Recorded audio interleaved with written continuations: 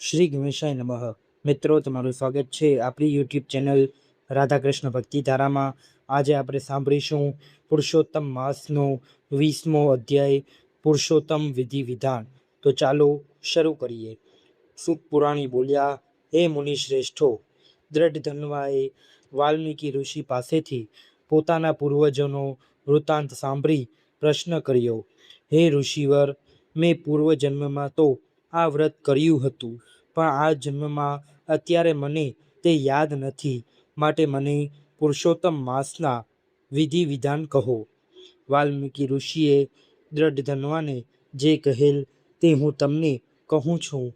પુરુષોત્તમ માસમાં સવારમાં વહેલા ઉઠી શૌચ સ્નાનથી પરવારી ઈશ્વરનું આરાધન કરવું. રવિવારે દાંતણનો નિષેધ હોવાથી માત્ર પવિત્ર જળથી 12 કોગરા કરવા. સમુદ્ર તીરે કે તીર્થમાં સ્નાન થાય તો તે ઉત્તમ છે. તેમ ન બની શકે તો નજીકમાં કોઈ નદી, તેમ ન બની શકે તો નજીકમાં કોઈ તળાવ કે કૂવામાં સ્નાન કરવું. આ સ્નાન મધ્યમ મનાય છે. જ્યારે ઘેર સ્નાન કરવું તે સામાન્ય કોટીનું મનાયેલ છે. વ્રત કરનારે પવિત્ર વસ્ત્ર પહેરવા જોઈએ. શિખાબંધન કરી દર્ભની પવિત્ર પહેરીને આચમન કરવું જોઈએ. પછી ખભે ઉપવસ્ત્ર નાખી પૂર્વ અગર ઉત્તરાભિમુખી બેસી હાથ જોડી પ્રાર્થના કરી આચમન કર્યા પછી ગોપીચંદનનું ઊંભ તિલક કરવું જોઈએ. કપાળમાં ગોપીચંદનનું કે ચરણામૃતનું ઉર્વપુંડ કરવું. તેની વચમાં ટપકું કરવું. આ ઉર્ધ્વ પુંડમાં લક્ષ્મી વિષ્ણુ રહે છે, જ્યારે ત્રિપુંડમાં શિવ પાર્વતી રહે છે. તે પછી પ્રાણાયામ કરી સંધ્યા કરવી. સૂર્ય ઉગ્યા પછી ગાયત્રીનો પાઠ કરવો. આટલી વિધિ કર્યા પછી પુરુષોત્તમ ભગવાનની પૂજા કરવી અને બેસવાની જગ્યાએ ગાયના છાણથી લીપવું. તેના ઉપર સોના, રૂપા, તાંબા કે માટીનો ઘડો મૂકવો. આ ઘડામાં ગંગા, ગોદાવરી, કાવેરી, સરસ્વતી વગેરેનું આહવાન કરવું. પુષ્પ, ચંદન, અક્ષત, અર્ઘ્ય, ધૂપ, દીપ, નૈવેદ્ય આદિથી કળશનું પૂજન કરીને તેના ઉપર તાંબાનું તરબાણું ઢાંકી દઈને તેના ઉપર પીળું વસ્ત્ર ગોઠવવું. તેના ઉપર શ્રીહરિની ધાતુની મૂર્તિ ગોઠવવી. પછી ભક્તિભાવથી તેમની પૂજા કરવી. મનુષ્યના આયુષ્યનો કોઈ ભરોસો નથી. લક્ષ્મી ચંચળ છે. જુવાનીને ઓસરતા વાર નથી લાગતી. માયા બાધક છે. આ બધાને ચાલાયમાન અને ક્ષણભંગુર સમજી ધર્મ પાલન કરી પ્રભુનું ધ્યાન કરવું જોઈએ. આ સમયમાં થોડા ધનનું દાન કરવાથી પણ ઘણું પુણ્ય મળે છે. આ માસમાં સ્નાન, ધ્યાન, દાન, જપ, પૂજન આદિ કરવા. બધી નદીઓમાં ગંગા ઉત્તમ છે. વૃક્ષોમાં કલ્પવૃક્ષ, રત્નોમાં ચિંતામણી, ગાયોમાં કામધેનુ, પુરુષોમાં રાજા, શસ્ત્રોમાં વેદ, તેમજ વ્રતો કે પુણ્યમાં પુરુષોત્તમ માસ જેવો કોઈ ઉત્તમ નથી. બધા વ્રતોમાં પુરુષોત્તમ માસનું વ્રત સર્વોત્તમ ગણાય છે.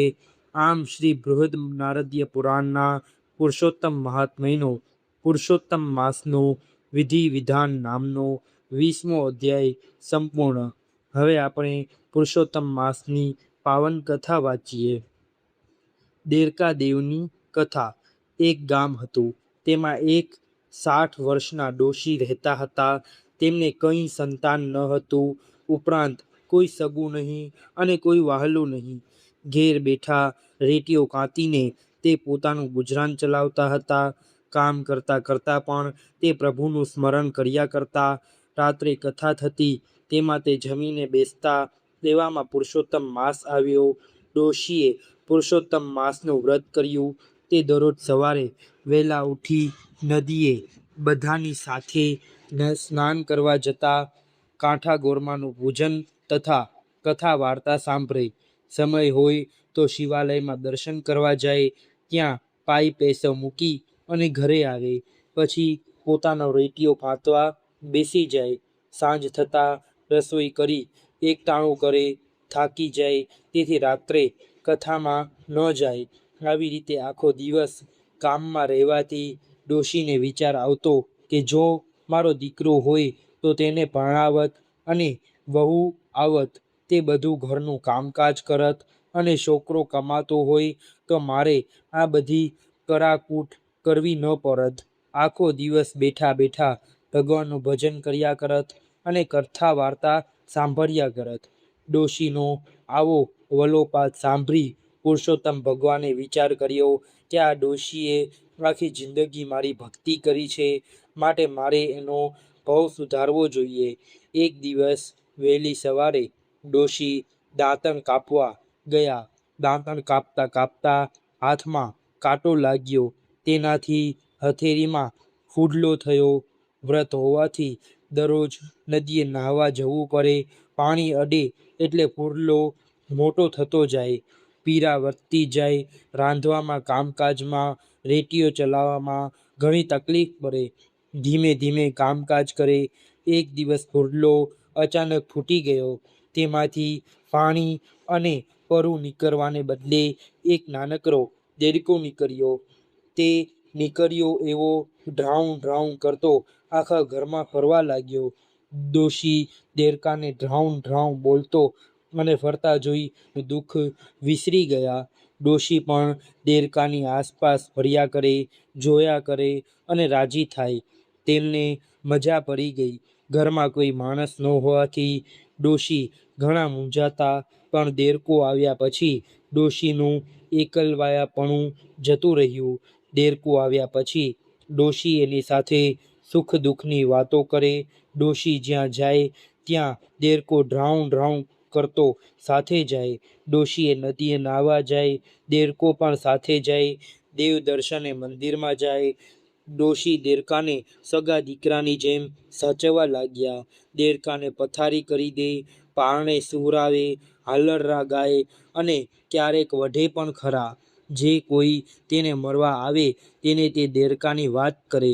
કોઈ પણ વાત નીકળે તેમાં દેડકો કેન્દ્ર સ્થાને હોય. આખા ગામમાં ડોશી અને દેડકાની વાતો થવા લાગી. નાના છોકરાઓ તો દેડકાવાળી ડોશી કહેવા લાગ્યા. દેડકાને દીકરાની જેમ ઉછેરનાર ડોશીની ઘણા મશ્કરી પણ કરે, પણ ડોશી કોઈના બોલ્યામાં સામું ન જુએ. અને તો એ ભલી અને એનો દેડકો ભલો. આમને આમ પુરુષોત્તમ માસ પૂરો થયો, પણ દેડકો દરરોજ વહેલી સવારે નદીએ નાહવા જાય. આ તો સ્વયં પ્રભુ હતા. નદી કિનારે દેડકાનું ખોડિયું ઉતારીને અસલ સ્વરૂપ ધારણ કરીને સ્નાન કરે. સ્નાન કર્યા પછી પાછું દેડકાનું ખોડિયું ધારણ કરી લે. નદીની સામે કાંઠે તે ગામના રાજાનો મહેલ હતો.